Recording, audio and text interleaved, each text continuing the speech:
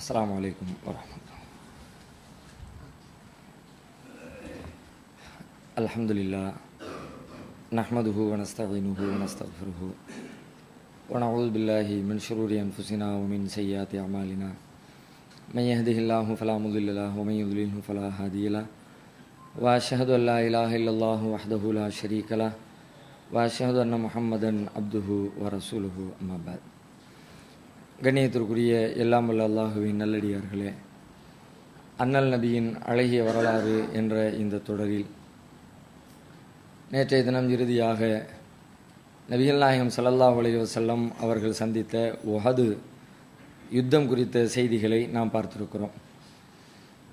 நபிகளாருடைய வாழ்க்கையில், குறிப்பாக மதீனாவுடைய வாழ்க்கையில் அவர்களுடைய அதிகபட்ச உழைப்பை எடுத்துக்கொண்ட வேலை எது என்று பார்க்கிற பொழுது போர்க்களங்களில்தான் அதிக நேரங்களையும் அதிக உழைப்பையும் அவர்கள் செலுத்த வேண்டிய தேவை ஏற்பட்டிருக்கிறது. நிறைய போர்க்களங்களை ரசூல் ஸல்லல்லாஹு அலைஹி வஸல்லம் சந்தித்திருக்கிறார்கள். அவை அனைத்தையும் முறையாக தொகுத்து ஒவ்வொரு போர்க்களத்தில் உள்ள நிகழ்வுகளையும் நாம் படிக்க ஆரம்பித்தா அதுக்கு மட்டுமே 1 மாதங்கள் போதாது என்கிற அளவிற்கு பாடங்களும் படிப்பினைகளும் நிகழ்வுகளும் அறிவுரைகளும் நிறைய போர்க்கள செய்திகளில் மட்டுமே இருக்கிறது. மேற்கத்திய உலகத்தில் நாம் பார்க்கும் பொழுது, குறிப்பாக அமெரிக்காவில் ரசூல் ஸல்லல்லாஹு அலைஹி வஸல்லம் அவர்களுடைய போர்க்களங்களை மட்டுமே ஆய்வு செய்து அதை ஒரு பாட நூலாகவெல்லாம் இராணுவ வீரர்களுக்கு, அங்கே பணியாற்றக்கூடியவர்களுக்கு படித்து கொடுக்கக்கூடிய சூழ்நிலையிலும் இன்றைக்கு நாம் பார்க்கிறோம். அந்த அளவுக்கு ரசூலுல்லாஹ்வுடைய வாழ்க்கையில் போர்க்களத்தில் நாம் பயன் தர தகுந்த சமகாலத்திற்கும் சரி எதிர்காலத்துக்கும் சரி தேவைப்படக்கூடிய பல செய்திகள் இருக்கிறது. ஆனால் அது எல்லாத்தையும் சேர்த்து தொகுத்து பார்ப்பதற்குரிய வாய்ப்போ கால அவகாசமோ இல்லாத காரணத்தினால அதை மட்டுமே பார்க்க ஆரம்பித்தா மற்ற விஷயங்களை பார்ப்பதற்குரிய நேரமும் நமக்கு இருக்காது என்கிற காரணத்தினால அது குறித்த தகவல்களை, ஒரு மேலோட்டமான செய்திகளை பார்த்துவிட்டு நாம் அடுத்த விஷயத்திற்குள்ளே போய்விடலாம். அடுத்த ரசூலுல்லாஹ்வுடைய வாழ்க்கையில் சந்தித்த ஒரு பெரிய போர் அப்படின்னு சொல்கிறதா இருந்தால் அஹ்ஸாப் யுத்தத்தை சொல்லலாம். அஹ்ஸாப்னா கூட்டுப்படை என்பது அதனுடைய பொருள். இது எதனால் இந்த பேர் வந்துச்சு அப்படின்னு கேட்டால், மதீனாவில் இருக்கக்கூடிய யூதர்கள் அவங்க பல்வேறு குழுக்களை ரசூல் ஸல்லல்லாஹு அலைஹி வஸல்லம் அவர்களுக்கு எதிராக ஒன்றிணைத்தார்கள். எல்லாரையும், யார் யாரெல்லாம் மாற்று கருத்தில் இருக்கிறாங்களோ அவங்க எல்லாத்தையும் போய் பார்த்து ரெடி பண்ணி, நீங்கள் முகமதுக்கு எதிராக படை திரட்டி வாருங்கள் அப்படிங்கிறது மாதிரி அவங்கள உசிப்பேத்தி விட்டாங்க. அதுக்கு மக்காவாசிகளுக்கு ரொம்ப விருப்பமாக இருந்துச்சு. அவங்களும் இதில் ஆர்வம் காட்டி கொண்டிருந்த காரணத்தினால மீண்டும் ரசூலுல்லாவை தலையெடுக்க முடியாத அளவிற்கு அழிச்சிடணும் அப்படிங்கிற ஒரு கோபமும் வேகமும் அவங்களுடைய உள்ளத்தில் இருந்ததுனால அவங்களும் இதில் பிரதானமான பங்கு வகித்து பல்வேறு தரப்பினர்கள் சேர்ந்து கொண்டு கூட்டாக வந்து தாக்குதல் நடத்த வந்த காரணத்தினால இந்த போருக்கு பேர் கூட்டுப்படை போர் என்று அறியப்படுகிறது. திருக்குர்ஆனில் அல்லாஹ் ஒரு அத்தியாயமே இந்த பெயரில் வச்சிருக்கிறான். சூரத்துல் அஹ்ஸாப் என்ற பெயரில் ஒரு அத்தியாயமே இறக்கி அருளப்பட்டிருக்கிறது. அதற்கு ஹந்தக் என்ற பெயரிலையும் ஒரு பெயர் உண்டு. இந்த போருக்கு ஹந்தக் போர் என்றும் சொல்வார்கள். ஹந்தக்னா அகழ் போர். எதனால் அகழ் என்ற பெயர் அதற்கு வந்தது அப்படின்னு கேட்டால், இந்த போரை நபி ஸல்லல்லாஹு அலைஹி வஸல்லம் அவர்கள் எப்படி செஞ்சாங்கன்னா, மதீனாவிற்குள்ளே அவர்கள் இருந்து கொண்டார்கள். பத்ர் நடக்கிற நேரத்திலையும் உஹது நடக்கிற நேரத்திலையும் அவங்க மதீனாவை விட்டு வெளியில் போய் எதிரிகளுடைய பாதையில் வழிமறித்து அங்கேயே அவர்களோடு சண்டையிட்டு அப்படியே அவங்கள அனுப்பி வச்சாங்க. ஆனால் ஹந்தக் போர் எப்படி நடக்குதுன்னு கேட்டால், நபிகள் நாயகம் ஸல்லல்லாஹு அலைஹி வஸல்லம் அவர்கள் அவங்க மதீனாவிற்குள்ளே இருந்து கொள்கிறார்கள். இருந்து கொண்டு அதை சுற்றிலும் ஒரு பெரிய அகழி தோண்டுகிறார்கள். பெரிய குழியை தோன்றாங்க.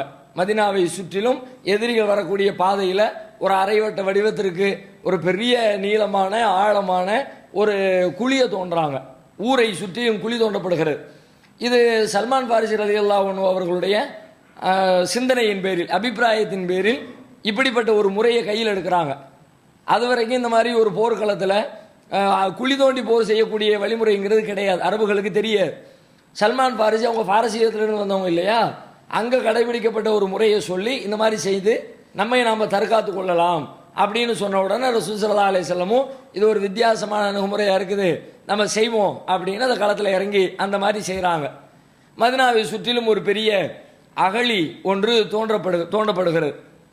இந்த நேரத்தில் ரொம்ப பெரிய சிரமத்தையும் ரசூல் ஸல்லல்லாஹு அலைஹி வஸல்லம் சந்திக்கிறாங்க. குறிப்பாக வறுமை. ஏன்னா மதீனாவுடைய ஆரம்ப காலம் தானே இதெல்லாம். 3வது ஆண்டில் நடக்கிறது, 5வது ஆண்டில் நடக்கிறது. இதுவெல்லாம் ஆரம்ப காலத்தில் 5 வருஷம் தான் ஆச்சு. அதனால் இந்த வறுமை, இந்த மாதிரியான சிக்கல்களும் ரசூலுல்லாவுக்கு நிறையவே இருந்துச்சு. இந்த நேரத்தில் ரசூல் ஸல்லல்லாஹு அலைஹி வஸல்லம் அவங்க சஹாபாக்களுக்கு வெறுமனே நீங்கள் எல்லாரும் சேர்ந்து குழி தோண்டுங்கன்னு சொல்லிட்டு உட்கார்ந்துடாம எல்லா போர்க்களத்திலையும் எப்படி ரசூலுல்லா களத்தில் இறங்கி வேலை செய்வாங்களோ, எந்த ஒரு கட்டளையும் சொன்னாங்கன்னா அவங்களும் எப்படி பணியாளராக சேர்ந்து பணியாற்றுவார்களோ, அதுபோல இந்த கந்தக்கு யுத்தத்திலேயும் குழி தோண்ட வேண்டும் என்று முடிவெடுக்கப்பட்ட பிறகு அந்த அகழி தோண்டுகிற வேளையில் நபிகள் நாயகம் ஸல்லல்லாஹு அலைஹி வஸல்லம் அவர்களும் தங்களை இணைத்துக் கொள்கிறார்கள். அது சம்பந்தமாக நிறைய ஹதீஸ்களை பார்க்கிறோம். ஒரு சஹாபி சொல்றாங்க, ரசூல் ஸல்லல்லாஹு அலைஹி வஸல்லம் அவர்கள் மண் சுமந்து கொண்டு வந்தார்கள். அவங்க மண்ணை சுமந்து வெட்டி வெட்டி மண்ணை தூக்கி கொண்டு போடணும்ல, அப்போ தானே பெரிய குழி உண்டாகும். அந்த மாதிரி ரசூல் ஸல்லல்லாஹு அலைஹி வஸல்லம் மண்ணை சுமந்து கொண்டு வந்து போட்டுக்கிட்டு இருந்தாங்க. அவர்களுடைய உடலில் வயிற்று பகுதியினுடைய வெண்மை எல்லாம் அந்த தூசிகளினால் மறைக்கப்பட்டிருந்ததை நான் பார்த்தேன். அந்த அளவுக்கு ரசூல் ஸல்லல்லாஹு அலைஹி வஸல்லம் ரொம்ப ஹார்ட் ஒர்க்கு, ரொம்ப ஆழமாக அதில் வேலை பார்த்து கொண்டிருந்தார்கள் அப்படின்னு சொல்றாங்க. இந்த வேலை பார்த்து கொண்டிருக்கிற நேரத்திலேயே அவங்க சில கவிதை மாதிரியான ஸ்டைலில் சில பிரார்த்தனைகளை செய்து கொண்டே இந்த வேலையை செய்கிறாங்க. அதையும் நம்ம ஹதீஸ்களில் பார்க்கிறோம். ரசூலுல்லாஹ் சொல்றாங்க, அல்லாஹும்ம லௌலா அந்த மஹ்ததைனா வலா தஸத்தக்னா வலா சல்லைனா ஃபஅன்ஸில்னா சகீனத்தன் அலைனா வஸப்பித்தில் அக்தாம இன் லாக்கைனா இன்னல் உலாகது பகவ் அலைனா இதா அராது ஃபித்னத்தன் அபைனா. எல்லாமே நானே முடியுது. ரசூலுல்லாஹ் மேலோட்டமாக சொல்றாங்க. அது ஒரு பார்ப்பதற்கு ஒரு நல்ல ஓசை நயத்தோடு கூடிய ஒரு கவிதையை போல நமக்கு தெரிகிறது. அதில் என்ன சொல்றாங்க ரசூலுல்லாஹ், அல்லாஹும்ம லௌலா அந்த இறைவா நீ அருள் புரியவில்லை என்றால் மஹ்ததைனா நாங்கள் நேர்வழி பெற்றிருக்க மாட்டோம், வலா தஸத்தக்னா தர்மம் செய்யக்கூடியவர்களாக ஆகியிருக்க மாட்டோம், வலா சல்லைனா தொழக்கூடியவர்களாக இருந்திருக்க மாட்டோம், ஃபஅன்ஸில்ன சக்கீனத்தன் அலைனா எங்கள் மீது உனது அமைதியை அருள் புரிவாயாக, வஸப்பித்தில் அக்தாம இன் லாக்கைனா எதிரிகளை நாங்கள் சந்திக்கிற நேரத்தில் எங்கள் பாதங்களை நீ உறுதிப்படுத்துவாயாக, இன்னல் உலாகது பகவ் அலைனா இந்த குறைஷிகள் இவர்கள் எங்கள் மீது கடுமையாக வரம்பு மீறி விட்டார்கள், இதா அராது ஃபித்னத்தன் அபைனா அவர்கள் எங்களை சோதிக்க நினைத்தால் நாங்கள் அதற்கு விட்டு கொடுக்க மாட்டோம், நாங்கள் வீராவேசத்தோடு தான் அதை எதிர்கொள்வோம் அப்படின்னு சொல்லிட்டு அல்லாஹ்விடத்தில் துவா செய்கிற மாதிரியும் தோழர்களுக்கு ஒரு பூஸ்ட் ஏற்படுத்துகிற மாதிரியும் இந்த மாதிரி வார்த்தைகளை பயன்படுத்தி கொண்டு அந்த அகழ் வெட்டக்கூடிய பணி நடைபெற்று கொண்டே இருக்கிறது. இந்த ரசூல் ஸல்லல்லாஹு அலைஹி வஸல்லம் செய்யக்கூடிய இந்த துவா பிரார்த்தனை என்ற செய்தி புகாரியில் 2837வது ஹதீஸிலே பதிவு செய்யப்பட்டிருக்கிறது. அப்போ தோண்டிக்கிட்டே இருக்கும்போது திடீர்னு ஒரு பகுதியில் ஒரு பெரிய பாறாங்கல் வந்து மாட்டிக்குது. சஹாபாக்கள் அடிக்கிறாங்க, அந்த பாறையை உடைக்க முடியல. உடனே ரசூலுல்லாஹ்ட்ட வந்துடுறாங்க, ஒரு பெரிய பாறை சிக்கிக்கிச்சு அடித்து உடைக்க முடியல அப்படின்னு சொன்ன உடனே நபிகள் நாயகம் ஸல்லல்லாஹு அலைஹி வஸல்லம் நான் வந்து பார்க்குறேன், என்னன்னு நான் பார்க்குறேன் அப்படின்னு ரசூலுல்லாஹ் அவங்க செஞ்சுக்கிட்டு இருந்த வேலையை விட்டுவிட்டு இந்த பக்கம் வர்றாங்க. வந்து சொல்கிறாங்க, ரசூலுல்லாஹ் தன்னுடைய கரங்களில் அந்த சம்மட்டியை எடுத்துக்கொண்டு உடைக்கிற ஆயுதத்தை எடுத்துக்கொண்டு ஓங்கி பாறையின் மீது அடிக்கிறார்கள். ஃபாகதன் நபியு ஸல்லல்லாஹு அலைஹி வஸல்லம் அல் மாலூல் அந்த சம்மட்டியை எடுத்து ரசூல் ஸல்லல்லாஹு அலைஹி வஸல்லம் ஃபலரப அடித்தார்கள். ஃபஆத கசீஃபன் அடிச்ச ஒற்ற அடியில அப்படியே பாறை சுக்குநூறாக நொறுங்குகிறது. ரசூலுல்லாஹ்வுடைய பலமும் நமக்கு விளங்குகிறது. அத்தனை சஹாபாக்களும் சேர்ந்து முயற்சி எடுத்து முடியலன்னு சொல்லிட்டு கடைசியில் ரசூலுல்லாஹ்ட்ட வர்றாங்க. ரசூல் ஸல்லல்லாஹு அலைஹி வஸல்லம் அவர்களுடைய பலம் எவ்வளவு வேகமாக அடிச்சிருந்தா ஒரு பாறை ஒற்ற அடியில தூளாகி இருக்கும். அந்த மாதிரி ரசூலுல்லாஹ் வந்து அடிச்சு உடைக்கிறாங்க. இப்படி அடிக்கிறதுக்காண்டி ரசூலுல்லாஹ் கையை தூக்குறாங்கல்ல, தூக்கும் பொழுது அவர்களுடைய ஆடை விலகி வயிற்று பகுதியை பார்த்தால் வயிற்றிலே கற்கள் கட்டப்பட்டிருக்கிறது. கல்லை கட்டி வச்சிருக்கிறாங்க வயிற்றில். அது அந்த காலத்தில் இந்த பசி ஏற்படுகிற நேரத்தில் பசியிலிருந்து தங்களை காத்துக்கொள்வதற்காக வேண்டி கல் கட்டக்கூடிய கூழாங்கற்கள் மாதிரி வயிற்றுக்கு குளிர்ச்சியை கொடுக்கக்கூடிய, பசியில் இருந்தோம்னா உடம்பு சூடாயிரும்ல, இப்போ நோம்புல இருக்கிறோம், நோம்பு நேரத்தில் உடம்பு சூடாகுது இல்லையா, காலியாக கிடக்கும் பொழுது அப்போ அந்த சூட்டை தணிக்கிற மாதிரியும் வயிறு உள்ளுக்குள்ளேயே போய்கிட்டு இருக்கும்போது ஏற்படக்கூடிய அந்த உடல் வளைவை கொஞ்சம் நிமிர்த்தி பிடிக்கிற மாதிரியும் வயிற்றில் கற்களை கட்டக்கூடிய பழக்கம் இருந்தது. ரசூல் ஸல்லல்லாஹு அலைஹி வஸல்லம் அவ்வளவு பசியோடு இருந்து கொண்டு இந்த வேலையை செய்கிறார்கள். சொல்லிட்டு இந்த செய்தியை சொல்லக்கூடிய ஜாபிர் ரலியல்லாஹு அன்ஹு சொல்றாங்க, ஒல் அபிஸ்னா சலாசத்தன் லா நதூகுத வாக்கன் நாங்கள் ஏறத்தாழ 3 நாட்களாக சாப்பாடே இல்லாமல் பணியாற்றி கொண்டிருக்கிறோம். சஹாபாக்களும் சரி ரசூலுல்லாஹும் சரி கிட்டத்தட்ட 3 நாளாக சாப்பிட்றதுக்கு ஒன்றுமே இல்லை. அப்படிப்பட்ட ஒரு வறுமையின் கோர பிடிகளை இருந்தாலும் அவங்களுடைய வேலைகளில் குறை வைக்கல. அல்லாஹ் எதிரிகள் வர்றாங்க, வேற வழியில் நம்மளை காத்துக்கொள்ள வேண்டும் என்பதற்காக வேண்டி அந்த வேலைகளையும் குறை வைக்காமல் வேலை செய்து கொண்டே இருக்கிறார்கள். இந்த செய்தி புகாரியில் 4101வது ஹதீஸாக பதிவு செய்யப்பட்டிருக்கிறது. அதில் இன்னொரு முக்கியமான ஒரு விஷயம் நடக்கிறது. என்ன விஷயம்னு கேட்டால், ரசூல் ஸல்லல்லாஹு அலைஹி வஸல்லத்துக்கு சஹாபாக்கள் எவ்வளவு தூரம் கட்டுப்படக்கூடியவர்களாக இருந்தார்கள் என்பதை நமக்கு பறைசாற்றக்கூடிய ஒரு நிகழ்ச்சி. என்ன நிகழ்ச்சி? ஒரு நாள் இரவு இந்த வேலை நடந்து கொண்டிருக்கிற பொழுது எதிரிகள் வந்துட்டாங்க. அகழிக்கு அந்த பக்கம் முற்றுகையிட்டு உட்கார்ந்துருக்கிறாங்க. அகழியை தாண்டி வர்றதுக்கு ட்ரை பண்ணுறாங்க, வர முடியலை. இங்கே இருந்துக்கிட்டு சஹாபாக்கள் அம்புகளை எரிந்து அவங்களை தாக்கி கொண்டிருக்கிறாங்க. பெரிய அளவில் போர் நேருக்கு நேராகலாம் சண்டை நடக்கலை. வர நினைக்கிறாங்க, வர முடியலை. இவங்களுடைய தாக்குதல் சின்ன அளவில் நடந்து கொண்டே இருக்கிறது. இப்போ ரசூல் ஸல்லல்லாஹு அலைஹி வஸல்லம் என்ன நினைக்கிறாங்க? எதிரிகள் எவ்வளோ பேர் வந்திருக்கிறாங்க, என்ன திட்டம் போட்டுக்கிட்டு இருக்கிறாங்க, எவ்வளவு நாள் இருக்கிறதுக்குரிய கைவச பொருட்கள் எவ்வளோ வச்சிருக்கிறாங்க. ஏன்னா மதீனாவை பொறுத்த வரைக்கும் ரசூலுல்லாஹ்வுக்கு பிரச்சனை இல்லை, சேஃப்டி. அவங்க ஊருக்குள்ளே உட்காந்துருக்கிறாங்க, தேவையான பொருட்கள், உணவு, குடும்பம் எல்லாம் உள்ளே இருக்குது, பிரச்சனை கிடையாது. ஆனால் அவங்கள பொறுத்த வரைக்கும் ஊரை விட்டு காலி பண்ணி வந்து உட்கார்ந்துருக்கிறாங்க. நீண்ட நாளைக்கு உட்கார்ந்துக்கிட்டு இருக்க முடியாது. கொண்டு வந்திருக்கிற உணவுப் பொருட்கள்லாம் ஒரு குறிப்பிட்ட நாளில் காலியாக போயிடும்.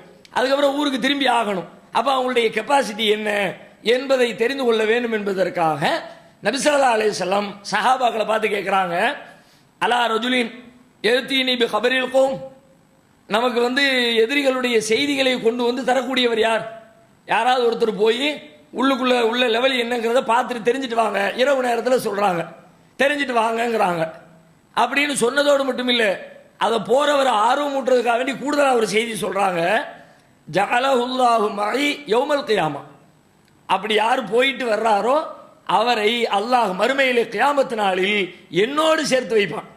நானும் அவரும் சேர்ந்தாப்புல உட்கார்ந்துருப்போம். ஏன் அப்படி சொல்றாங்கன்னா, அன்றைய நிலவரம் அப்படி இருக்கு. ரொம்ப ரொம்ப நெருக்கடியான ஒரு நிலவரம். அதை விட கடுமையான குளிர் வேற. குளிர் நேரத்தில் கை கால்களை பிரிக்க கூட முடியல. எல்லாம் அப்படி உடம்போட உடம்பு பிடிச்சி ஒட்டி வச்சுட்டு உட்கார்ந்துருக்கிற மாதிரி ஒரு சூழல் இருக்கிறது. இந்த நேரத்தில் ஒருத்தர் போறாருன்னா அது ஒரு பெரிய தியாகமாக தான் இருக்கும். அப்படின்றதுனால இப்படிப்பட்ட ஒரு நற்செய்தியையும் சேர்த்து நபிகள் நாயகம் ஸல்லல்லாஹு அலைஹி வஸல்லம் சொல்லுகிறார்கள். இவ்வளவு அழகான செய்தி சொல்லப்பட்டிருக்கு.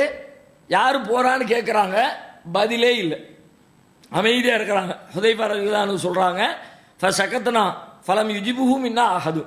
நாங்கள் எல்லாம் அமைதியாக உட்காந்துக்கிட்டு இருக்கிறோம், ஒரு பதிலுமே இல்லை, சைலண்டாக இருக்கு. கொஞ்ச நேரம் ஆச்சு, திரும்ப ரசூலுல்லாஹ் அதே மாதிரி கேட்குறாங்க, எதிரிகளுடைய செய்தியை அறிந்து கொண்டு வருபவர் யார்?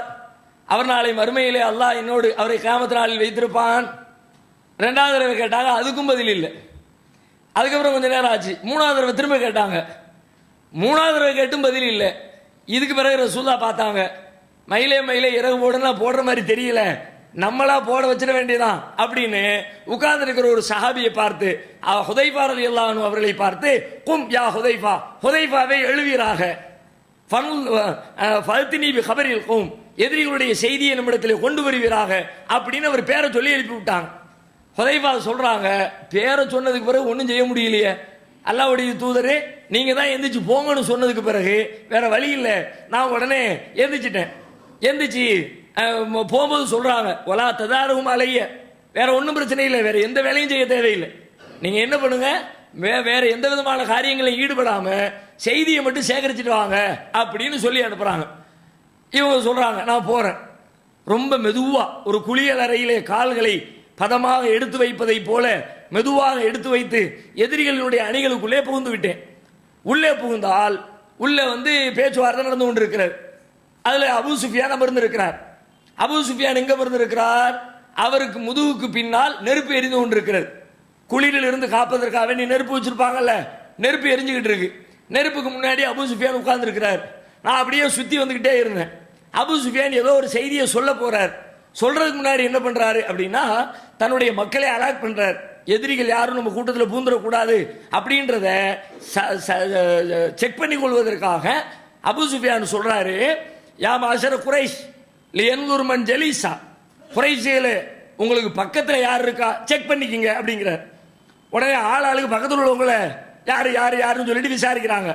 ஹுதைஃபா என்ன பண்ணாங்க, டக்குன்னு பக்கத்தில் உள்ள கைப்பிடிச்சு மன்னன் தடை நீ யாரா அப்படிங்கிறாங்க. உடனே அவன் ஃபுலான் பண்ணு ஃபுலா இன்னாருடைய மகன், அவன் தெரியாதா உனக்கு, சரி இருந்துக்க அப்படின்ட்டாங்க.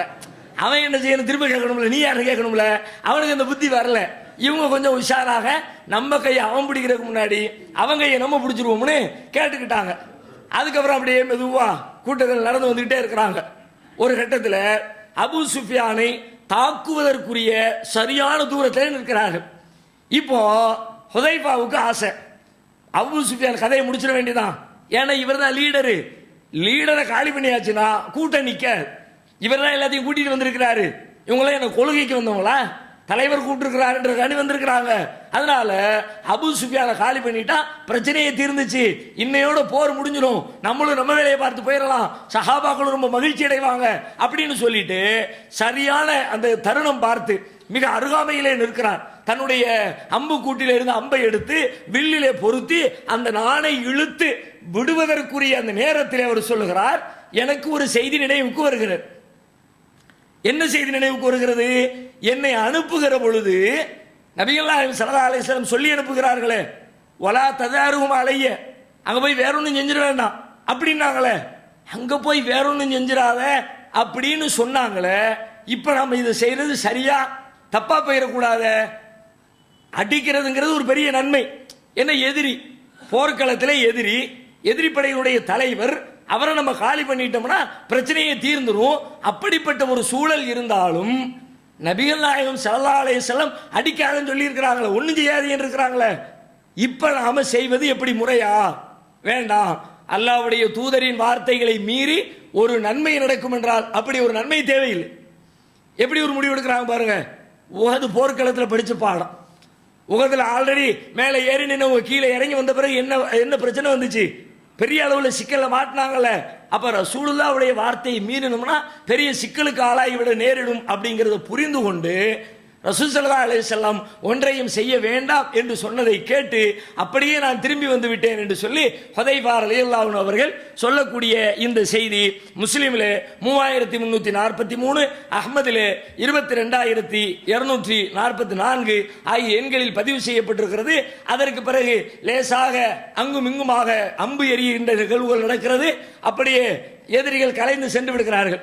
ஒரு கட்டத்துக்கு மேல அவர்களால் தாக்கு பிடிக்க முடியல, மதீனாவுக்குள்ள வர முடியல, ரிட்டர்ன் ஆயிடுறாங்க. பெரிய உயிரிழப்புகள் எல்லாம் இல்லை. பதிலில் கொல்லப்பட்ட மாதிரியோ உஹதுல கொல்லப்பட்ட மாதிரியோ காயங்கள் ஏற்பட்ட மாதிரியோ அப்படியான ஒரு நிகழ்வு இல்லாமல் பெரிய வெற்றி தோல்வி என்று சொல்லக்கூடிய சூழல் இல்லாத வகையிலே போர் நிறைவு பெறுகிறது. இது அஹ்ஸாப் யுத்தத்தினுடைய செய்திகளில் சில செய்திகள். அடுத்த ரசூல் ஸல்லல்லாஹு அலைஹி வஸல்லம் சந்தித்த ஒரு பெரிய யுத்தம் என்று சொல்வதாக இருந்தால் ஹைபர் போரை சொல்லலாம். ஹைபர் போர் இது ஹிஜ்ரி 7வது ஆண்டு நடைபெறுகிறது. ரசூல் ஸல்லல்லாஹு அலைஹி வஸல்லம் ஹிஜ்ரத் செய்து வந்த 7வது வருடத்தில் நடைபெறக்கூடிய யுத்தம் ஹைபர் யுத்தம். ஹைபர்ங்கிறது என்ன அப்படின்னா, அது ஒரு ஏரியா, மதீனாவுக்கு பக்கத்தில் இருக்கிற, மதீனாவை விட்டு கொஞ்சம் தள்ளி இருக்கிற ஒரு பகுதி, முழுக்க யூதர்கள் வசிக்கிற ஒரு பகுதி. நல்ல விவசாய பூமி, யூதர்கள் விவசாயிகள், நல்ல விவசாய பூமி. விவசாய பூமி மட்டுமில்ல, பெரிய பெரிய கோட்டை கொத்தளங்களோடு நல்ல சௌகரியமாக வாழ்ந்து கொண்டிருக்கிற ஒரு பகுதி. இந்த பகுதியின் மீது நபிகள் நாயகம் ஒரு பெரிய தாக்குதலை நடத்துகிறார்கள். ஏன் நடத்துறாங்க அப்படின்னா, இந்த யூதர்களுடைய சதி செயலின் காரணமாக. யூதர்கள் ரசூலுல்லாஹ்வுக்கு பெரிய குடைச்சல் கொடுக்குறாங்க. ரசூல் ஸல்லல்லாஹு அலைஹி வஸல்லம் மதீனா வந்த புதுசுல இந்த யூதர்களோடெல்லாம் சில ஒப்பந்தங்களை செஞ்சிருந்தாங்க.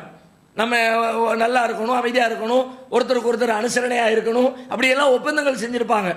எல்லா ஒப்பந்தங்களையும் முறிச்சு எதிரிகளோட கைகோர்த்து உள்ளடி வேலைகளை பார்த்து வெளியில ரசூலுல்லாஹ் முன்னாடி சிரித்து கொண்டு உள்ளுக்குள்ள ரசூலுல்லாஹ்வை அந்த இஸ்லாமிய படைகளை அழிப்பதற்கு என்னென்ன வேலையெல்லாம் செய்யணுமோ எல்லா வேலைகளையும் உள்ள உட்கார்ந்து சதி வேலைகளை செய்து கொண்டிருக்கிறார்கள்.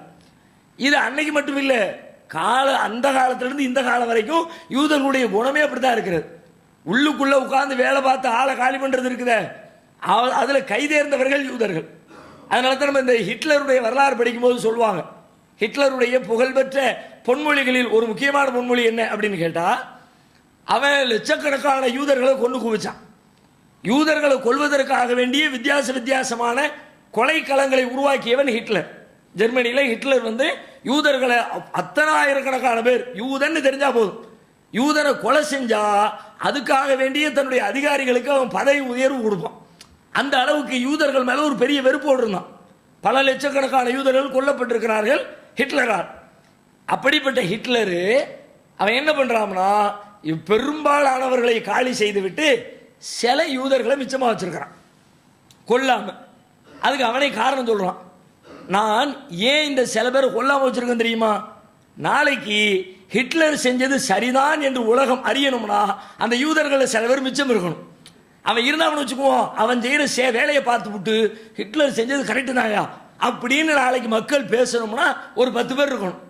எல்லா பையிலையும் அழிச்சு விட்டா தெரியாதுல, அநியாயமா நம்ம கொண்டுட்டேன்னு மக்கள் பேசிடக்கூடாதுல.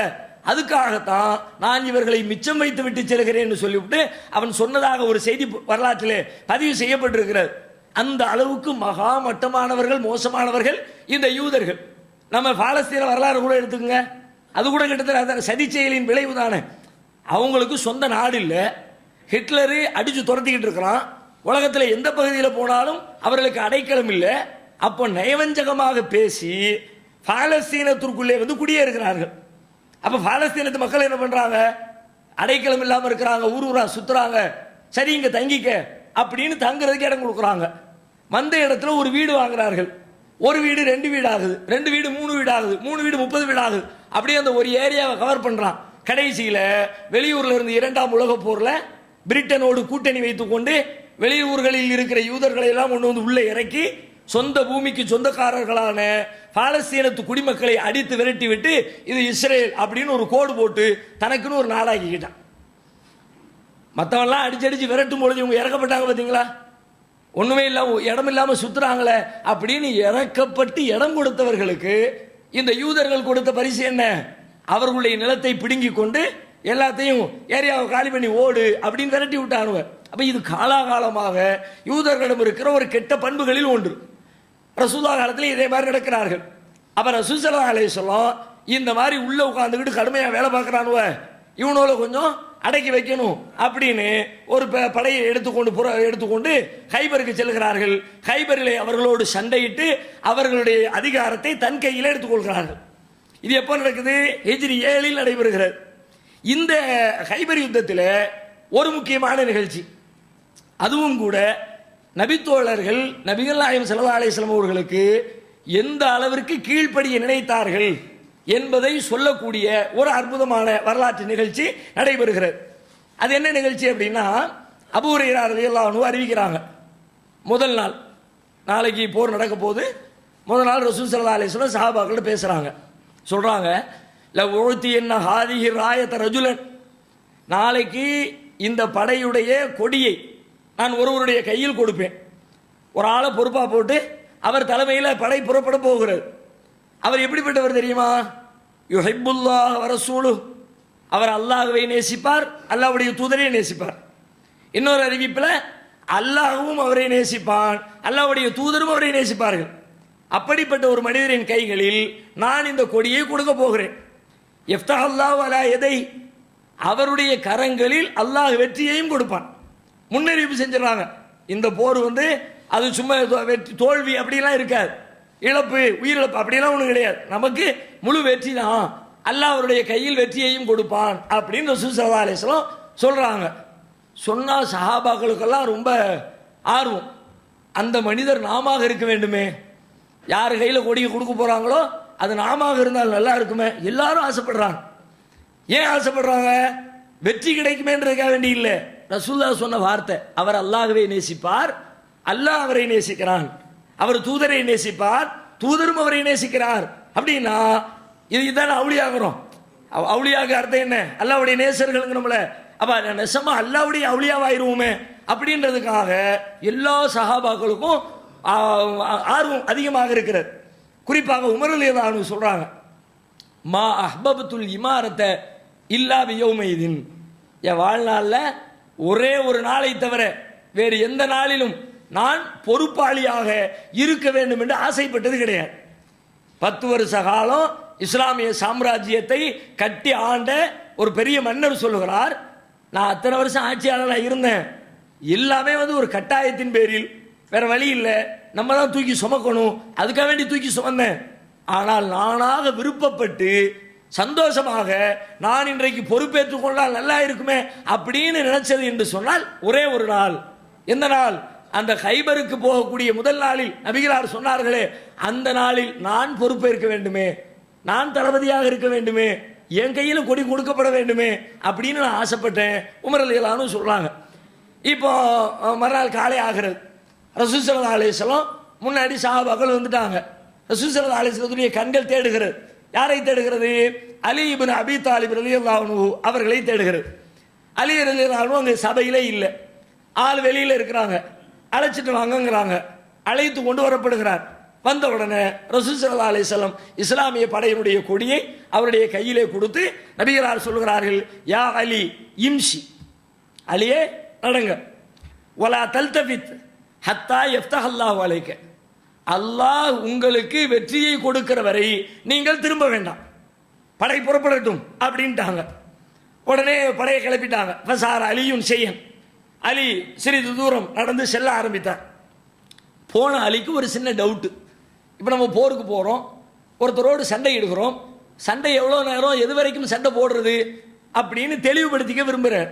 ரசூலுல்லாஹ்ட்ட கேட்கிறார், அல்லாஹ்வுடைய தூதரே, மாதா உகாத்திலுன் நாஸ், நாங்கள் மக்களோடு எது வரைக்கும் போரிட வேண்டும்? அவர் ரசூலுல்லாஹ் சொல்றாங்க, ஹத்தா யஷ்ஹது அல்லா இலாஹ இல்லல்லாஹ் வ அன்ன முஹம்மதர் ரசூலுல்லாஹ், அவங்க லா இலாஹ இல்லல்லாஹ் முஹம்மது ரசூலுல்லாஹ் சொல்ற வரைக்கும் தான். ஒருவேளை சொல்லிட்டாங்க அப்ப நீங்க சண்டை போடக்கூடாது, விட்டுறணும். கடைசி நேரத்தில் வாழை தூக்கிக்கிட்டு நிக்கிற நேரத்தில் லா இலாஹ இல்லல்லாஹ்ன்றாரா, உடனே என்னடா நடிக்கிறியா அப்படின்னு கேட்டுறாத, உடனே விட்டுற வேண்டியதான். கடைசி நேரத்தில் சொல்லிவிட்டானா களிமா சொன்னா முடிஞ்சிருச்சு, அவனை கொல்றதுக்கு உங்களுக்கு ரைட்ஸ் கிடையாது.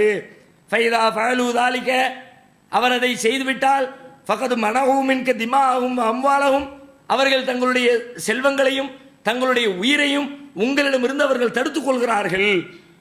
அதுக்கு பிறகு அவர்களை அடிக்கின்ற உரிமை உங்களுக்கு கிடையாது. ஹிசாபுஹும் அலல்லாஹ், அவர்களை பற்றிய முடிவு அல்லாஹ்விடத்தில் இருக்கு, அல்லாஹ் பார்த்துக்குவோம். அவர் உண்மையா நிஜமா சொல்லி இருந்தா நன்மையை கொடுப்பான், ஒன்னிடமிருந்து தப்பிக்கிறக்காண்டி சொல்லி இருந்தா அதுக்குரிய தண்டனை கொடுப்பான். அதை பத்தி நீங்க கவலைப்பட தேவையில்லை. அவன் நெசமா சொன்னானா பொய்யா சொன்னானா உள்ளத்தை பிளந்து பார்க்கிற வேலை உங்களுக்கு கிடையாது அப்படின்னு ரசூல் ஸல்லல்லாஹு அலைஹி வஸல்லம் பதில் சொல்றாங்க. இந்த பதில் நமக்கு மேட்ரு இல்லை, இந்த கேள்வியும் பதிலும் எப்படி நடக்கிறது அதுலதான் நமக்கு மேட்ரு இருக்கிறது. எப்படி நடக்குது? இங்க இருந்து அலி இப்படி போறாங்க, போன அலி பின்னாடி ரசூலுல்லாஹ் நிக்கிறாங்க, அவர் அங்க போயிட்டாங்க, ரசூலுல்லாஹ் இங்க நிக்கிறாங்க. அப்படின்னா அங்க இருந்து கொண்டு கேள்வி கேட்கிறவர் எப்படி கேட்பாரு? ரசூலுல்லாஹ் பக்கம் இப்படி திரும்பிக்கிட்டு தானே கேட்கணும். நம்மளே ஒருத்தர் பேசுறோம், முன்னாடி போயிட்டோம்னா என்ன செய்வோம்? பின்னாடி திரும்பி கேள்வி கேட்போம். ஆனால் அலி ரலியல்லாஹு அன்ஹு என்ன பண்றாங்க? முன்னாடி போன பிறகு அங்க இருந்து கொண்டு பின்னாடி இருக்கிற ரசூலுல்லாஹ் இடத்துல திரும்பி பார்க்காமலே அப்படியே சத்தம் போடுறார், சரக யா ரசூலுல்லாஹ், முன்னாடி பார்த்த மாதிரி முன்னாடி இருக்கிறவர்கிட்ட பேசுற மாதிரி பின்னாடி இருக்கிற ரசூலுல்லாஹ்ட்ட பேசுறார். ஏன் இப்படி பேசுறாரு? உலகத்தில் யாரும் இப்படி பேச மாட்டாங்களே, என்ன வினோதமா இப்படி நடக்குது என்று சிந்தித்தால் அதற்கு பதில் என்ன என்று கேட்டால் நபிகள் நாயகம் ஸல்லல்லாஹு அலைஹி வஸல்லம் அவருடைய சொல்லில் தான் அதற்கு பதில் இருக்கிறது. ரசூலுல்லாஹ் அலிட்ட சொல்றாங்களே, யா அலி இம்ஷி, அலி போங்க, அல்லாஹ் உங்களுக்கு வெற்றியை தருகிற வரை திரும்ப வேண்டாம்னாங்கல்ல. இவர் என்ன சொல்றார்? நான் என் உடம்பை கூட திருப்ப மாட்டேன். நமக்கே தெரியுது ரசூலுல்லாஹ் இந்த அர்த்தத்தில் சொல்லல, உடம்ப திருப்புற அர்த்தத்தில் சொல்லல. புறமுதுகு காட்டிடாத, போருக்கு போனா வெற்றி பெறுகிற வரைக்கும் போரிட வேண்டும், அதைத்தான் ரசூலுல்லாஹ் சொல்றாங்க. உடம்ப திருப்புற பத்தி சொல்லல. நமக்கும் தெரிகிறது, அலி அவர்களுக்கும் தெரிந்தது. ஆனால் அலி ரலியல்லாஹு என்ன பார்க்கிறார்கள்? அல்லாஹ்வுடைய தூதர் ஒரு வார்த்தையை சொல்லிவிட்டால் என்னால் இயன்றவரை அதை கடைபிடிப்பேன். நினைச்சே பார்க்க முடியாத அளவிற்கு ஒரு கட்டுப்பாடு. அப்ப இப்படிப்பட்ட ஒரு பண்போடு நபி தோழர்கள் இருந்திருக்கிறார்கள். கடைசியிலே போருக்கு செல்கிறார்கள். போர்க்களத்தில் அல்லாஹ் ரப்பல் ஆலமீன் வெற்றியை கொடுக்கிறான். அவர்களுடைய சொத்துக்கள் அனைத்தும் இஸ்லாமிய அரசாங்கத்தின் கைவசத்திலே வருகிறது. கைபர் நபிகளாருடைய அந்த ஆளுகையின் கீழ் வந்து விடுகிறது. இந்த செய்தி முஸ்லிமிலே 4422வது ஹதீஸாக பதிவு செய்யப்பட்டிருக்கிறது. அடுத்த ரசூலுல்லாஹ்வுடைய காலத்திலே நடைபெற்ற இன்னொரு முக்கியமான ஒரு போர் மூத்தா போர். அதுக்கு கொஞ்சம் தொலைவில் நடைபெற்ற ஒரு போர். இது ஹிஜ்ரி 8வது ஆண்டு நடைபெற்ற ஒரு யுத்தம். இது எப்படி நடந்துச்சு அப்படின்னு கேட்டா, ரசூலுல்லாஹ் ஒரு மன்னருக்கு கடிதம் எழுதுறாங்க. புஸ்ரா என்ற பகுதியை சார்ந்த ஒரு ஆட்சியாளருக்கு கடிதம் அனுப்புகிறார்கள். போகிற வழியில் அந்த எல்லைக்கு உட்பட்ட ஒரு மாகாணத்தினுடைய கவர்னர், அவனுடைய பேர் வந்து சுரஹ்பில். அவன் என்ன பண்ணிட்டான் அப்படின்னு கேட்டா, அந்த கடிதத்தை கொண்டு சென்ற நபி தோழரை அவன் கொலை பண்ணிடுறான். தூதர் உலகத்தில் அன்றையிலிருந்து இன்றைக்கு வரைக்கும் பின்பற்றப்படுகிற ஒரு மரபு என்னன்னு கேட்டால், தூதர்கள் மேலே அட்டாக் பண்ணக்கூடாது. ரெண்டு நாட்டுக்கு இடையில சண்டை வந்தால் கூட முதல்ல தூதரகத்தை வாபஸ் வாங்குமா. நமக்கும் பாகிஸ்தானுக்கும் பிரச்சனையா, உடனே என்ன செய்வாங்க? தூதர் நீ வெளியே போயிரு, தூதர் மேல கை வைக்க மாட்டோம், நீ வெளியே போயிரு அப்படின்னு டிக்ளேர் பண்ணிட்டு அதுக்கு பிறகுதான் தாக்குதல் நடத்துவாங்க. இது காலாகாலமாக பின்பற்றப்பட்டு வருகிற ஒரு மரபு. அந்த மரபை மீறி நபிகள் நாயகம் ஸல்லல்லாஹு அலைஹி வஸல்லம் அவர்கள் அனுப்பி வைத்த ஒரு தூதரை இன்னொரு நாட்டை சார்ந்த அதிகாரிகள் கொலை செய்து விடுகிறார்கள். ரசூலுல்லாஹ்வுக்கு தாங்கல, தூதர் மேல கை வச்சுட்டான், டிக்ளேர் பண்ணிட்டு போர் செய்ய வரும்போது எதிரிகள் மேல கை வை, ராணுவத்தில் கை வை, ஓகே பிரச்சனை இல்லை ஏத்துக்கிறோம். ஆனா ஒரு செய்தியை கொண்டு வர்ற ஆளை நீ கொண்டனா அப்ப எப்படி செய்தி பரிமாற்றம் நடக்கும்? ஒரு நாடுகளுக்கு இடையில எப்படி புரிந்துணர்வு இருக்கும்? அதனால இவன் செஞ்சது பெரிய தப்பு, அராஜகம், நம்ம மேல உள்ள கோபத்தை தூதர் மேல காட்டி இருக்கிறான், அதனால இவனை சும்மா விடக்கூடாதுன்னு ஒரு பெரிய படையை அனுப்புறாங்க. ரசூல் ஸல்லல்லாஹு அலைஹி வஸல்லம் அவர்கள் இந்த போரிலே பங்கெடுக்கவில்லை.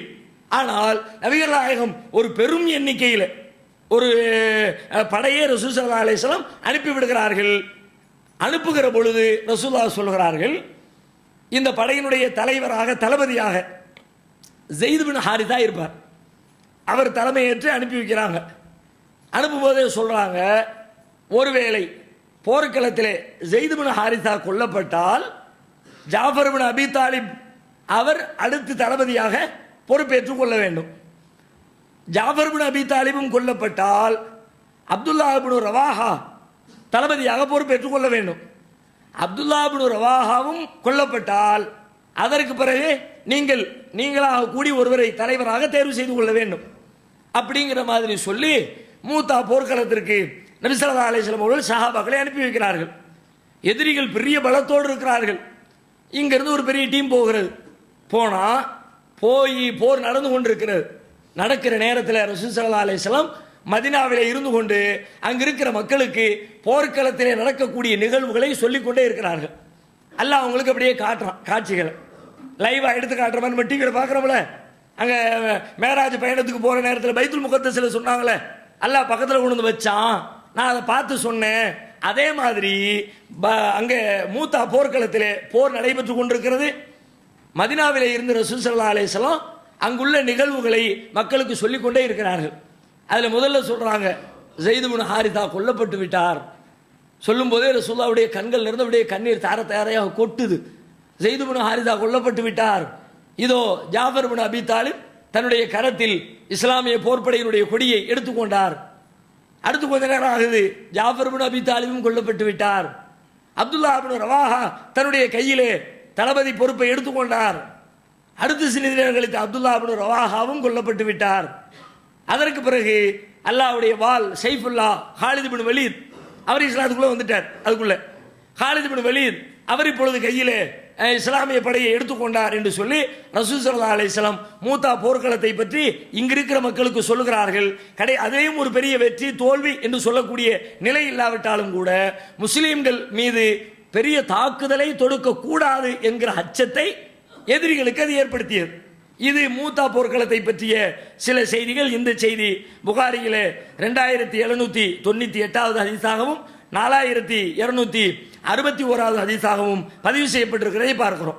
அதுபோல ரசூலுல்லாஹ் சந்தித்த இன்னொரு மிக முக்கியமான, அவர்களை கலந்து கொண்ட இன்னொரு மிக முக்கியமான ஒரு போர் ஹுனைன் போர்.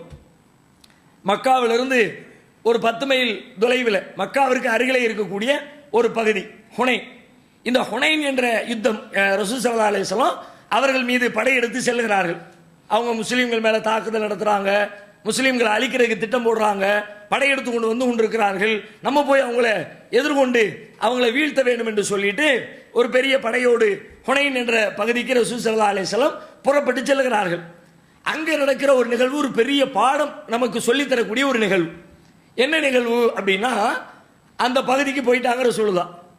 போனா அங்க ஒரு மரம் இருக்கிறது.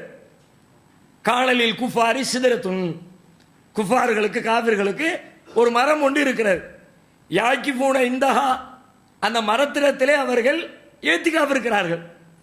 மரத்து பக்கத்தில் போய் உட்கார்ந்துக்கிட்டு அதுக்கு நன்மை கிடைக்கும், புண்ணியம் நடக்கும், நல்லது நடக்கும் அப்படின்னு சொல்லிட்டு அந்த மரத்திடத்திலே போய் அவர்கள் தங்குகிறார்கள். ஒய் அள்ளி கூணபிகா அசிலிஹத்தவும், தங்களுடைய ஆயுதங்களை எல்லாம் மரத்திலே போய் தொங்க விடுகிறார்கள். தொங்க விட்டு இந்த ஆயுதத்தை வைத்துக் கொண்டு போர் செய்தால் போரில் வெற்றி கிடைக்கும், தொழில் செய்தால் தொழிலில் வெற்றி கிடைக்கும் அப்படின்ற நம்பிக்கையின்படி அந்த மரத்தை அவர்கள் வணங்கி கொண்டிருக்கிறார்கள். யுகாலு லஹா தாத்து அன்வாத், அந்த மரத்திற்கு தாத்து அன்வாத் என்று சொல்லப்படும் அந்த பெயரிலே ஒரு மரம். இப்போ இந்த செய்தி அறிவிக்கக்கூடிய நபித்தோழர் சொல்லுகிறார், மரநாபி சிதிரத்தின் ஹல்ரா அலீமத்தின், நாங்கள் ஒரு மரத்தை, பசுமையான ஒரு பெரிய மரத்தை நாங்கள் கடந்து சென்றோம். அப்பொழுது சஹாபாக்கள் சொன்னார்கள், யார சொல்லலாம், இஜஅல்லனா தாத்து அன்பாத்தின், அல்லாஹ்வுடைய தூதரே எங்களுக்கும் ஒரு தாத்து அன்பாத்தை ஏற்படுத்துங்களேன். அப்படின்னா என்ன அர்த்தம்? அவங்க மட்டும் ஒரு மரத்தை வச்சு வணங்கிக்கிட்டு இருக்கிறாங்க, கும்பிட்டுக்கிட்டு இருக்கிறாங்க, எங்களுக்கு ஒரு மரம் இல்லை கும்பிடுறதுக்கு, நீங்க ஏற்பாடு பண்ணக்கூடாதா? கேட்ட உடனே ரசூலுல்லாஹ்வுக்கு தாங்கலை. என்ன கேட்குறாங்க இவங்க? நம்ம இவ்வளவு நாள் எதுக்கு கஷ்டப்பட்டோம்? இத்தனை போர்கள் எதற்கு? ரத்தம் சிந்திய உழைப்பு எதற்கு? இது எல்லாம் கடவுள் கிடையாதுப்பா, இதுக்கு எந்த சக்தியும் கிடையாது, அல்லாஹ்விடத்துல தான் எல்லாம் கேட்கணும், அல்லாஹ் தான் ஆற்றல் படைத்தவன் அப்படின்றத சொல்லித்தான் மக்களை உண்டாக்கி இருக்கிறோம். ஆனா இங்க வந்து நினைக்கிட்டு இப்படி கேட்கிறாங்களே அப்படின்னு ரசூலுல்லாஹ்வுக்கு கோபம். ஆனா கேட்ட ஆட்கள்லாம் யார் என்று பார்த்தால் ஆரம்ப கால சஹாபாக்கள் யாரும் கேட்கல. அவங்க எல்லாரும் இந்த போர்க்களத்திற்கு செல்லக்கூடிய மக்களில் பெரும்பாலான மக்கள் அப்பொழுதுதான் புதிதாக இஸ்லாத்திற்கு வந்தவர்கள்.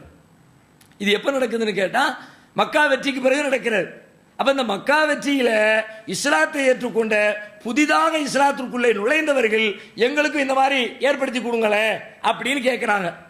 உடனே ரசூலுல்லாஹ் சொல்றாங்க, குல்தும் வல்லதி நஃப்ஸி பியதிஹி கமா கால மூஸா கௌமு மூஸா, நீங்கள் சொல்வது எப்படி இருக்கு தெரியுமா? மூசாவுடைய கூட்டத்தார் மூசா நபி இடத்துல சொன்னாங்களே அது மாதிரி இருக்கு. அவங்க என்ன சொன்னாங்க? கடலை கடந்து ஃபிரௌனிடமிருந்து காப்பாற்றி ஒரு ஊரில் கொண்டு வந்து விட்டதுக்கு பிறகு பனு இஸ்ரவேலர்களாக சொல்றாங்க, அந்த ஊரில் சின்ன சின்ன குட்டி குட்டி தெய்வங்களை வைத்து வணங்கி கொண்டிருக்கிறார்கள். மூசா நபியை பார்த்து கேட்குறாங்க, யா மூசா இஜா அல்லனா இலாகன் கமாலகும் ஆலிகா, மூசாவே அவங்களுக்கு இருக்கிற மாதிரி கடவுளை எங்களுக்கும் ஏற்படுத்துங்களேன். ஒரு கடவுள் தான் இருக்கணும்னு சொன்ன மூசா நபி இடத்துல எங்களுக்கும் பல தெய்வங்களை ஏற்படுத்துங்களேன்னு கேட்குறாங்க. அப்போ மூசா நபி சொன்னாங்க, இன்னக்கும் கௌமுன் தஜுகலூன், சரியான முட்டாப்பைய கூட்டமாக இருப்பிய போல இருக்குப்பா. எல்லா கேடுகட்ட சித்தாந்தத்துக்கும் மூசா நபி கௌமு தான் நமக்கு முன்மாதிரியா இருக்கு. பாருங்க, நீங்க ஸ்டார்டிங்ல இருந்து பாருங்களேன், ஏதாவது ஒரு பெரிய சோதனை வந்துச்சு சொல்ல என்ன செய்வாங்க? பக்கத்து ஊதிய மூசா பி அக்ஸரம் இந்த அழிக்க, மூசாவை இதை விட கொடுமைப்படுத்தினாலும் பனு இஸ்ரவேலர்கள் பொறுமையா இருந்துக்கிட்டாங்க, நானும் பொறுத்துக்கிறேன்னு சொல்லுவாங்க. கொடுமைப்படுத்துறதுல அவனுக்கு தான் ஃபர்ஸ்ட். அது மாதிரி எனக்கு முடக்க கேள்வி கேட்கறது இருக்குதே, அதுலயும் அவனுக்கு தான் ஃபர்ஸ்ட். தேவையில்லாத கேள்வி திரும்ப திரும்ப கேட்டு கேட்டு தான் தலையில தானே மல்லி போட்டுக்கிறது. அந்த மாடு விஷயத்தில் வரும்ல, ஒரு மாட்டை பிடிச்சி அருங்கன்னு எல்லாம் சொல்லுவான், அறுத்தா முடிஞ்சிருக்கும், என்ன மாடுமா அல்ல வயசை சொல்லுவான், கலர் என்னம்மா கலரை சொல்லுவான், இன்னும் டீட்டெயில் வேணுமா டீட்டெயில பெருசா போடுவான். கடைசியில் அப்படி ஒரு மாட்டை கண்டுபிடிக்கிறதுக்குள்ள போதும் போதுன்னு, நல்ல மஞ்சள் கலர் மாடு, ரொம்ப கிளடு தட்டாத மாடு, ரொம்ப சின்ன வயசுல இல்லாத மாடு, ஏர் உழுவாத மாடு, நீர் இறைக்காத மாடு, உடம்புல எந்த மாசம் மருவும் இல்லாத ஒரு மாடு, அப்படி ஒரு மாடை தேடி பிடினா மஞ்சள் கலரை தேடி பார்த்தா அது கரடு தட்டி போயிருக்கு, கரடு தட்டக்கூடாதுன்னு பார்த்தா நீர் இறைச்சிருக்குது, நீர் இறைக்க கூடாதுன்னு பார்த்தா ஏர் உழுது இருக்கு. இதை பார்த்தா அது இடிக்குது, அதை பார்த்தா இது இடிக்குது. இதுக்கெல்லாம் யார் காரணம்? நபி காரணமா அல்லாஹ் காரணமா? பனு இஸ்ரவேலர்களுடைய தேவையற்ற கேள்விகள் காரணமா? தேவையில்லாம கேள்வி கேட்டு மாட்டிக்கிட்டான். அப்ப அல்லாவே அது சொல்லுவான், அம் துரீதூன அன் தஸாலு ரசூலக்கும் கமா சுயில மூசா மின் கபுல், எப்போ உங்களுடைய தூதர் இடத்துல மூசா இடத்துல கேட்ட மாதிரி நீங்க கேள்வி கேட்க நினைக்கிறீங்களா? தேவையில்லாம கேள்வி கேட்காத. இப்படி எல்லா விஷயத்துக்குமே அவர்கள் ஒரு கெட்ட முன்னுதாரணமாக இருக்கிறார்கள். அந்த அடிப்படையில் இங்கேயும் ரசூலுல்லாஹ் சொல்றாங்க, மூசா நபி இடத்துல கேட்ட மாதிரில கேட்கிறீங்க, ஒரு கடவுள் இருக்க வேண்டிய இடத்துல பல கடவுளை கேட்டான், ஒரு கடவுளை வணங்க வேண்டிய நீங்கள் மரத்தை தாங்க, ராத்துவன் மரத்தை தாங்கன்னு கேட்கிறீங்களே அப்படின்னு ரசூல் ஸல்லல்லாஹு அலைஹி வஸல்லம் எச்சரிச்சுட்டு சொல்றாங்க, இன்னஹால சுனனுன், இவைகள் உங்களை நரகத்திற்கு அழைத்து செல்கிற வழிமுறைகள், ல தர்கபுன்ன சுனன மன்கான கபலக்கும் சுன்னத்தன் சுன்னத்தன், நீங்கள் உங்களுக்கு முந்தையவர்கள் செய்திருக்கிற காரியங்களை அவர்களுடைய வழிமுறைகளை பின்பற்றி நடப்பீர்கள், என்னென்ன காரியங்களை எல்லாம் செய்தார்களோ அப்படியே பின்பற்றுவீர்கள். இன்னொரு அறிவிப்பில் வருகிறது, சிபிரம் சிபிரின் திராம்பி திராய், ஜானுக்கு ஜான் முழத்துக்கு முழம், அவர்கள் எதையெல்லாம் செய்தார்களோ அதையெல்லாம் நீங்களும் செய்வீர்கள். அது மாதிரி செஞ்சிடாதே, அது கேடுகட்ட பண்பு. அடுத்தவன் செய்யறதை பார்த்து நீ ஏன் காப்பி அடிக்கிற? காப்பி அடிக்க வேண்டிய தேவை உனக்கு என்ன வந்துச்சு? உனக்குன்னு ஒரு அழகான மார்க்கம் இருக்குது, போதனை இருக்குது, உன்கிட்ட கொள்கை இல்லாமல் இருந்தால நீ அடுத்த ஆள் இருந்து காப்பி அடிக்கணும்? எல்லா விஷயமும் உங்களுக்கு சொல்லப்பட்டிருக்கிற பொழுது நீங்க ஏன் தேவையில்லாம அடுத்தவங்கள்ட்ட இருந்து காப்பி அடிக்கிறீங்க? இன்னைக்கு நம்முடைய சமுதாயத்துக்கு தேவைப்படக்கூடிய ரொம்ப முக்கியமான அறிவுரை, அடுத்தவங்களிருந்து காப்பி அடிச்சு தான் இஸ்லாத்தை அசிங்கப்படுத்தி வைத்திருக்கிறார்கள். எதை எடுத்தாலும் அடுத்தவரிடமிருந்து காப்பி. ஒரு திருமண நிகழ்வா, திருமணத்தில் செய்யப்படுற எந்த காரியத்தை எடுத்துக்கங்க, அதில் ஓதுற குத்துபாவாக இருக்கட்டும், அதில் ஓதுற ஃபாத்தியாவாக இருக்கட்டும், அதில் கட்டப்படுற கருகமணியாக இருக்கட்டும், அதில் காட்டப்படுற ஆரத்தியாக இருக்கட்டும், எதை எடுத்து பார்த்தாலும் எல்லாம் அடுத்த ஒரு சமுதாயத்திலிருந்து காப்பி அடித்து வந்தது. நமக்கு அதுக்கு சம்மந்தமே கிடையாது. இஸ்லாமிய திருமணங்களுக்கு அதுக்கு ஏதாவது ஒரு ஒரு சம்மந்தம் இருக்குதா? ஒன்றுமே இருக்காது. வீட்டுக்குள்ளே வரும்போது ஆரத்தி எடுத்தல். சில ஊர்களில் ஆரத்தி எடுக்கும்போது வெத்தலை வச்சு எடுப்பாங்க, சில ஊர்களில் மஞ்சள் வச்சு எடுப்பாங்க, சில ஊர்களில் சின்ன சின்ன பொருட்கள் வச்சு எடுப்பாங்க, சில ஊரில் ஆட்டுத்தலையை வச்சு எடுப்பாங்க. தெரியுங்களா? ஆட்டுத்தலையை தூக்கி வச்சு அவர் சொல்லுவார் சகோதரர் கூட, ஆட்டுத்தலையை வச்சு இப்படி ஆரத்தி எடுப்பான். அப்போ ஃபர்ஸ்ட் வீட்டுக்குள்ளே வரும்பொழுது அதுக்கு என்ன அர்த்தம் தெரியுமா? உள்ள வரும்பொழுதே ஆட்டுத்தலை தலையை ஆட்டு, நீ இனிமே காலத்துக்கு ஆட்டிட்டு தான் இருக்கணுங்கிறத சிம்பாலிக்காக சொல்றதுக்கு தான் ஆட்டுத்தலையை வச்சு ஆரத்தி எடுக்கலாம் இப்படியெல்லாம் சொல்லுவாங்க. இதுக்கு இஸ்லாத்துக்கு என்ன சம்பந்தம்? எங்க இருக்கிறது? கருகமணி கேட்டுறது என்ன கருகமணி? அதுக்கு இஸ்லாத்துக்கு என்ன இருக்கு? எங்கிருந்து வந்துச்சு? திருமணம் என்பது ஒரு அக்ரிமெண்ட், ஒரு வாழ்க்கையின் ஒப்பந்தம். ஒப்பந்தத்துக்கும் கருகமணிக்கு என்ன சம்பந்தம்? வாழ்க்கையில் எத்தனையோ ஒப்பந்தங்கள் செய்கிறோமே, எந்த ஒப்பந்தத்திலேயாவது கருகமணி கட்டணுமா? ஒருத்தர் போய் லேண்ட் வாங்குறோம், ஒரு ஒப்பந்தம். எவ்வளவு தருவீங்க?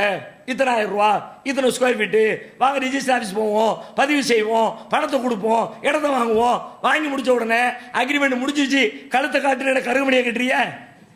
அங்கெல்லாம் இல்லை. திருமணத்துக்கு மட்டும் ஏன்?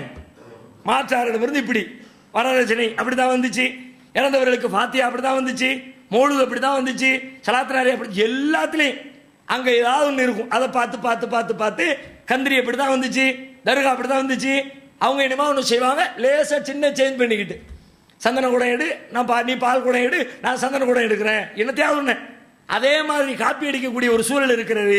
நபிகள் நாயகம் ஸல்லல்லாஹு அலைஹி வஸல்லம் அவர்கள் சந்தித்த இந்த ஹுனைன் யுத்தத்திலே நாம் பெற வேண்டிய பெரும்பாடம் இது போன்று மார்க்க ரீதியான எந்த காரியங்களிலேயும் பிற சமுதாயத்தை காப்பி அடித்து விடக்கூடாது என்ற செய்தியை நபிகளார் கற்றுத்தருகிறார்கள். இந்த செய்தி அஹ்மதிலே 20892வது ஹதீஸாக பதிவு செய்யப்பட்டிருக்கிறது. அதைவிட முக்கியமாக ஹுனைன் யுத்தத்திலே நடந்த இன்னொரு மிக மோசமான நிகழ்வு என்னன்னு கேட்டால், ஹுனைனுக்கு போகிற பொழுது பெரிய படைப்பட்டாளத்தோடு ரசூலுல்லா போறாங்க. ரசூலுல்லாவுடைய எண்ணிக்கை அதுவரைக்கும் எந்த போர்க்களத்திற்கும் செல்லாத அளவிற்கு பெரும் படையோடு நபிகள் நாயகம் ஸல்லல்லாஹு அலைஹி வஸல்லம் செல்லுகிறார்கள். அப்ப சஹாபாக்களுடைய உள்ளத்துல என்ன இருக்குன்னு கேட்டா, இன்னைக்கு நம்மளை அடிக்கிறது யாரும் கிடையாது, நம்ம எவ்வளவு பெரிய படையா இருக்கிறோம், நம்மளை யாரும் வீழ்த்த முடியாது, நம்ம தான் ஜெயிப்போம் அப்படிங்கிற பெருமையோடு ஆணவத்தோடு செல்கிறார்கள். அதுக்கு அல்லாஹ் அடி கொடுக்குற மாதிரி என்ன பண்றாங்கன்னா, போன ஹுனைன் யுத்தத்தில் அவங்க அடிக்கு போய் இவங்க போய் நிற்கிறாங்க, அவங்க தாக்குதல் தொடுக்கிறாங்க, அவங்க தொடுக்கிற அந்த தாக்குதலை எதிர்கொள்ள முடியாமல் வந்தவர்கள் எல்லாம் இப்படி பின்னங்கால் பிடரியில் பட ஓட்டம். அல்லாஹ் குர்ஆன்ல கண்டிக்கிறான், லக்கத் நஸரக்குமுல்லாஹு ஃபீ மவாத்தின கஸீரத்தின், எத்தனையோ களங்களில் அல்லாஹ் உங்களுக்கு உதவி செய்திருக்கிறான். வயௌம ஹுனைனின், ஹுனைனுடைய தினத்திலே இது அகஜபத்துக்கும் கசுரத்துக்கும் ஃபலம் துகுனியானுக்கும் ஷைஅன், உங்களுடைய அதிகமான எண்ணிக்கை உங்களுக்கு மமதையை தந்தது. நம்ம நிறைய பேர் இருக்கிறோம், அதனால ஜெயிச்சுருவோம் நீங்க நினைச்சீங்க, மமதையை தந்தது. ஃபலம் துகுனியானுக்கும் ஷைஆ, அந்த எண்ணிக்கை உங்களுக்கு எந்த பயனையும் தரவில்லை. வலாக்கத் அலைக்குமுல் அர்து பிமா ரஹபத், அல்லாஹ்வுடைய பூமி விசாலமாக இருந்தும் உங்களுக்கு அது சுருங்கி விட்டது. சும்மா வல்லைத்து முதுபிரின், பிறகு நீங்கள் புறமுதுகு காட்டி ஓடிவிட்டீர்கள். அதுக்கு பிறகு ரசூலுல்லாஹ் சத்தம் போட்டு ஆட்களை கூப்பிட்டு அதுக்கப்புறம் ஒன்றிணைத்து எதிரிகளோடு சண்டையிட்டு விட்டு அதற்கு பிறகு திரும்ப வந்தார்கள். அப்ப எண்ணிக்கையை வைத்து மமதை கொள்ளக்கூடாது என்னைக்குமே. இன்னைக்கும் அது பொருந்தும். எல்லாம் அல்லாஹ்வுடைய, இப்ப நம்ம ஜமாத் வளர்கிறது, எண்ணிக்கை பெருகி கொண்டே போகிறது, நம்மளை அசைக்க முடியாது, பெரிய சக்தி ஆயிட்டம் நினைச்சோம்னா ஹுனைன் பாடத்தை அல்லாஹ் நமக்கு தந்துருவான். எண்ணிக்கையில் வெற்றி அல்ல, அல்லாஹ்வுடைய உதவியில, அல்லாஹ்வுடைய மார்க்கத்திலே, அல்லாஹ்வுடைய கொள்கையில அதுல தான் வெற்றி இருக்கிறது என்பதை புரிந்து நடக்கிற மக்களுக்கு தான் எல்லா காலத்திலேயும் வெற்றி என்பதை புரிந்து கொள்ளக்கூடிய ஒரு பாடத்தை ஹுனைன் யுத்தத்தின் வழியாக அல்லாஹ் நமக்கு கற்றுத்தருகிறான். இந்த செய்தி புகாரியில 2864, அஹ்மதிலே 20892 ஆகிய செய்திகளில் பதிவு செய்யப்பட்டிருக்கிறது. அடுத்து ரசூலுல்லாஹ் சந்தித்த இன்னொரு முக்கியமான ஒரு போர் தபூக் யுத்தம். இந்த தபூக் போர் ஹிஜ்ரி 9ஆம் ஆண்டிலே நடைபெறுகிறது. ரோமாபுரி பேரரசு, அன்றைக்கு உலகத்தை கட்டி ஆண்ட ஒரு பெரிய பேரரசு ரோம பேரரசு. அந்த பேரரசு முஸ்லீம்களை அடக்கி வைப்பதற்காக வேண்டி ஒரு பெரிய திட்டம் தீட்டி அவர்களுக்கு எதிராக படை திரட்டியது. அதை எதிர்கொள்வதற்காக நபிகள் நாயகம் ஸல்லல்லாஹு அலைஹி வஸல்லம் பெரும் படையோடு தபூக்கிற்கு புறப்பட்டு சென்றார்கள். மக்கள்கிட்ட எல்லாம் அறிவிச்சு பெரிய பிளானோடு நிறைய சஹாபாக்களை திரட்டி கொண்டு ரசூலுல்லாஹ் தபூக்கிற்கு புறப்பட்டு சென்றார்கள். புறப்பட்டு செல்கிற பொழுது அங்கே மதீனாவுக்கு ஒரு ஆள் பாதுகாப்புக்கு வேணும் இல்லையா? எல்லாரும் வெளியே போயிட்டா லோக்கலில் உள்ள ஊரில் இருக்கிற மக்கள், பெண்கள், குழந்தைகள் பாதுகாக்கிற ஆள் வேணும்ல. ரசூலுல்லாஹ் என்ன பண்ணுறாங்க, அலி ரலியல்லாஹு அன்ஹு உங்களை கூப்பிட்டு நீங்கள் இங்கே பொறுப்பாக இருந்துக்குங்க, நாங்கள் போருக்கு போயிட்டு வர்றோங்கிறாங்க. அலி ரலியல்லாஹு அன்ஹு சொல்கிறாங்க, அத்து கல்லிஃபினி ஃபி சிபியானி வன் நிசா, அல்லாஹ்வுடைய தூதரே, சிறுவர்களுக்கும் பெண்களுக்கும் பொறுப்பாளியாக என்னை நியமித்து விட்டு செல்கிறீர்களா? அல்லாஹ்வுடைய போர்க்களத்தில் வந்து நின்று எதிரிகளோடு சண்டையிட்டு அந்த மாதிரி ஒரு காரியத்தை நான் விரும்பிக்கிட்டு இருக்கிறேன். நீங்கள் என்னடா சின்ன பிள்ளையை பார்த்துக்க, இந்த பெண்களை பார்த்துக்கன்னு சொல்லி எனக்கு இந்த பொறுப்பை கொடுக்குறீங்களே, நியாயமா? அப்படிங்கிற மாதிரி அலி ரலியல்லாஹு அன்ஹு கேட்குறாங்க. அப்புறம் ரசூல் ஸல்லல்லாஹு அலைஹி வஸல்லம் பதில் சொல்கிறாங்க, அலா தரலா அந்த கூன மின்னீபி மன்சிலத்தி ஹாரூனமி மூசா, உனக்கு திருப்தி சந்தோஷம் இல்லையா? உன்னை நான் எந்த இடத்துல வச்சுட்டு போகிறேன் தெரியுமா? மூசா நபி ஹாரூன் நபியை எந்த இடத்திலே அமர்த்தி விட்டு சென்றார்களோ அதே இடத்திலே உன்னை நான் அமர்த்தி விட்டு செல்கிறேன். மூசா நபி தூரிசிரா மலைக்கு போகும்போது ஹாரூன் நபியை பொறுப்பாக விட்டுட்டு போனாங்களே, அந்த மாதிரி விட்டுட்டு போறேன் சொல்லிட்டு உடனே கவுண்டரும் கொடுக்குறாங்க. இதை சொன்ன உடனே என்ன பண்ணுவோம் தெரியுமா? சில பேர் இருக்கிறாங்க பத்தியலா, ரசூல்லாவோட கடைசி நபி யாரும் நபி வர மாட்டாங்கன்னு சொன்னீங்களே, ரசூல்லாவுக்கு பிறகு நபி வருவாங்க. மூசாவுக்கு பிறகு ஹாரூன் நபி இருந்தாங்களே, அந்த மாதிரி ரசூலுல்லாஹ்வுக்கு பிறகு அலி இருக்கிற வாய்ப்பு இருக்கு பாருங்கன்னு சொல்லிவிட்டு இந்த செய்தியை காட்டுவார்கள். இந்த மாதிரி காட்டக்கூடாது என்பதற்காக அந்த சொல்லுடைய கடைசியிலேயே ரசூலுல்லாஹ் சொல்கிறார்கள், இல்லா அன்னஹு லைஸ நபியும் பாதி, என்றாலும் எனக்கு பிறகு நபி கிடையாது. மூசாவுக்கு பிறகு நபி இருந்தாங்க, எனக்கு பிறகு எந்த நபியும் கிடையாது என்று சொல்லி நபி ஸல்லல்லாஹு அலைஹி வஸல்லம் அவர்கள் சொல்லிவிட்டு படை புறப்பட்டு செல்கிறது. புறப்பட்டு போனாங்கல்ல, போனால் பெரிய யுத்தம்லாம் நடக்கலை. ரசூலுல்லாஹ் போயிட்டாங்க. ரொம்ப நெருக்கடியான நேரம், ரொம்ப தூர பயணம், புறப்பட்டு வண்டி போயிடுச்சு. போய் கிட்ட போக போக போக பார்த்தா அந்த ரோம பாரசீக ரோம பேரரசோடு இணைந்திருந்த சிற்றரசுகள் இருக்கு பார்த்தீங்களா, யார் யாரெல்லாம் சேர்ந்து கொண்டு நபிகள் நாயகத்தை அடிக்க வேண்டும் என்று திட்டம் போட்டார்களோ, நபிகளார் போகிற அந்த பாதையில் அவர்கள் புறப்பட்டு வருவதை பார்த்துவிட்டு சின்ன சின்ன அரசுகள் எல்லாம் அப்படி சைலண்டா ரசூலுல்லாஹ்ட்ட வந்து சரணடைஞ்சிட்டாங்க. ஒவ்வொரு மன்னராக வந்து வந்து வந்து வந்து ரசூலுல்லாஹ்வை சந்திச்சு, நாங்கள் உங்களை ஏற்று போரிடல, உங்களோடு சேர்ந்து அந்யோன்யமாக இருக்க தான் விரும்புகிறோம் அப்படின்னு நபிகள் நாயகத்துக்கு அன்பளிப்புகளை கொடுத்து போர் செய்யாமல் அவர்கள் விலகி கொண்டார்கள். நபிகள் நாயகம் ஸல்லல்லாஹு அலைஹி வஸல்லமும் போரை சந்திக்காமல் தபூக்கிற்கு போனார்கள். தபூக்கு போர் என்று சொல்லப்படுகிறது, ஆனால் அங்கே போரே நடக்கலை, யாரோடையும் சண்டை போடலை, யாரையும் வெட்டலை, குத்தலை, ஒன்றுமே நடக்கலை, எல்லாரும் விலகிட்டாங்க. உதாரணமா ஐலான்னு ஒரு பகுதி, அந்த மன்னர் வந்தார். வந்து ரசூலுல்லாஹ்வுக்கு ஒரு வெள்ளை கோவேரி கழுதையை பரிசா கொடுத்தார், ஒரு பெரிய சால்வையை கொடுத்தார். நம்ம ஊரில் பொன்னாட போத்துறானுல்ல, அது அன்னைக்கே இருந்திருக்கு போல இருக்கு. ஒரு பெரிய சால்வையை ரசூலுல்லாஹ் கொடுத்தார். கொடுத்துவிட்டு நம்ம ரெண்டு பேரும் நல்லா இருந்துக்குவோமே, ஏன் சண்டை போட்டுக்கிட்டு, சரி போ, நீ சண்டை போடுறது விரும்பலாட்டி நான் உங்க கூட சண்டை போட மாட்டேன், அனுப்பி விட்டுட்டாங்க.